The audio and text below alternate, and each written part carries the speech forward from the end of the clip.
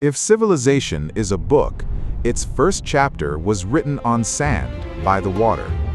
Thousands of years ago, in the middle of the arid Middle East, two great rivers flowed, the Tigris and the Euphrates. The fertile land between these two rivers is known to the world as Mesopotamia. It was here that humans first abandoned a nomadic life for a settled one, giving birth to a civilization that gave the modern world its foundation. If civilization is a book, its first chapter was written on sand by the water. Thousands of years ago, in the middle of the arid Middle East, two great rivers flowed, the Tigris and the Euphrates. The fertile land between these two rivers is known to the world as Mesopotamia. It was here that humans first abandoned a nomadic life for a settled one, giving birth to a civilization that gave the modern world its foundation. It began with the talented Sumerians. They were the first to learn to tame the wild waters of the rivers.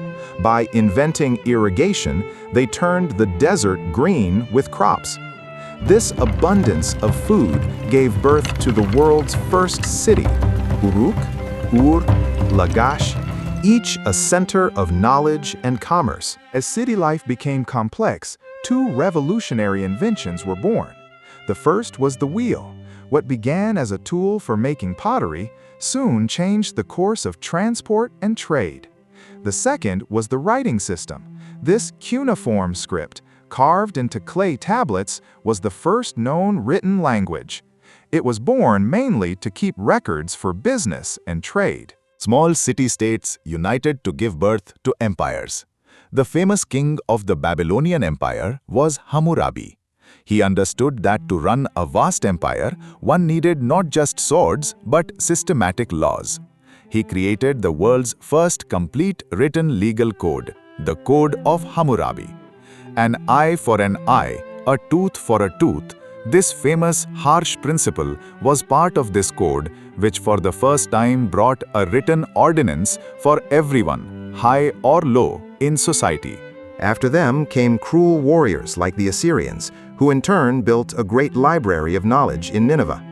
During the reign of King Nebuchadnezzar, Babylon reached its peak of glory. The legendary Hanging Gardens and the splendid Ishtar Gate were built. But Mesopotamia's real contribution was not just in buildings, but in knowledge. They were the first to observe the sky to create a calendar. They were the first to divide a circle into 360 degrees. And they were the ones who divided time into 60 seconds for a minute and 60 minutes for an hour, a system we still follow today. In 539 BC, this great civilization fell with the invasion of the Persian emperor, Cyrus. The city-states of Mesopotamia are now just ruins buried under the earth.